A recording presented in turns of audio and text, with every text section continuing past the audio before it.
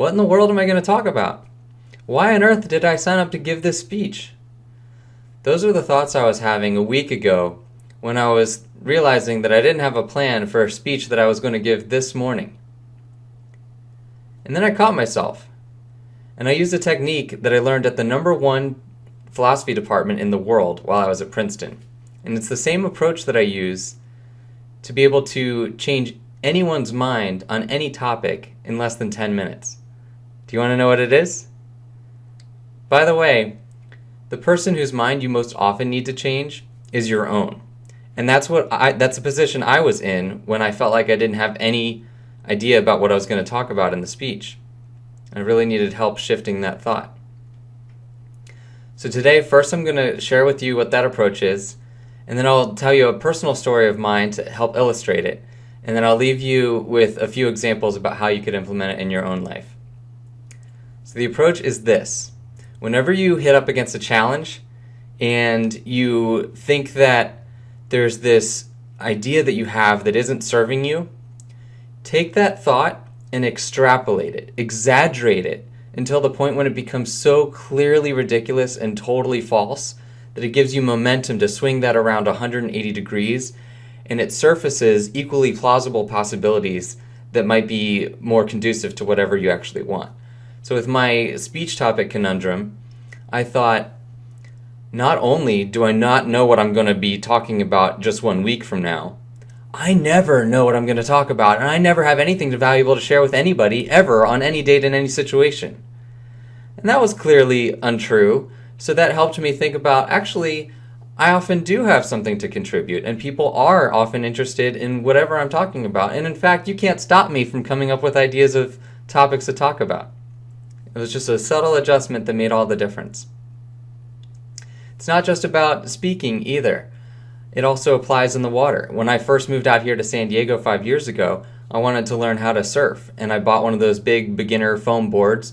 Pretty soon after that, I was consistently riding the waves. I could stand up and I'd ride all the way in.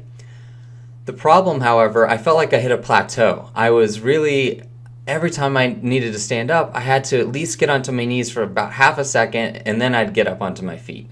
I saw that other people were able to just spring up like a grasshopper and ride the wave so gracefully, so quickly.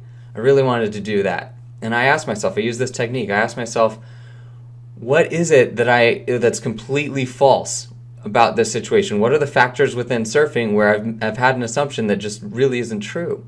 I tested different things. The one thing that ended up being the factor that was a complete switch in my mind, you know when the waves get to the highest point and it feels like it's just potentially going to crush you, it has all of this power, feels really unstable?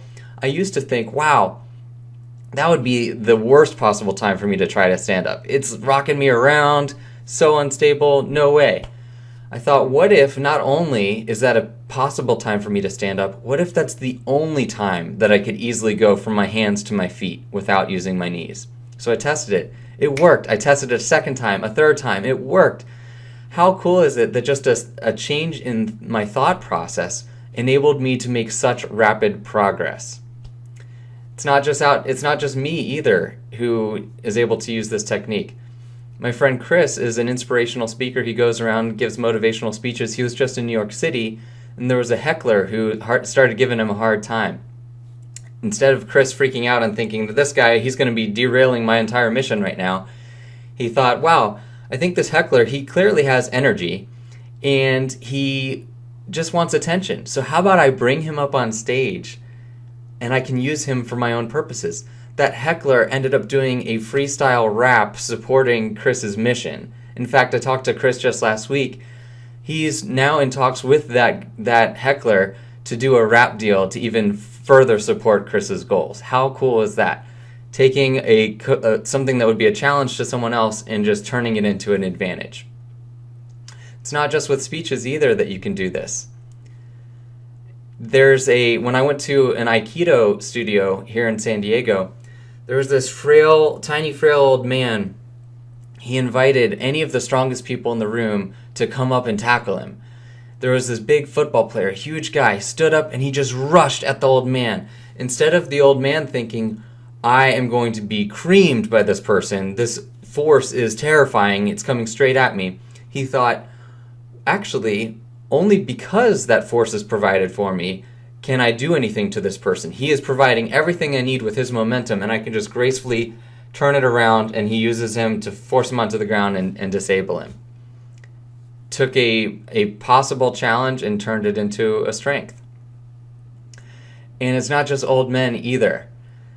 Here in San Diego, in Coronado, we have the U.S. Navy SEALs. They train here. It's the most elite fighting force in the world. These are the guys that we send out, that this country sends out to the toughest situations. They're under fire, under pressure. And most people, they would think, oh my gosh, get me out of here. What am I doing here? How are we going to survive this? And panic, right? Instead, what do the Navy SEALs chant to themselves? They say, we get to do this. We get to do this. So they take something that, instead of being an obligation or a sentence or a burden, they remind themselves, this is a privilege. We wanted to be here. This is exactly where we want to be. This is how we want to live our lives. And now I turn it to you.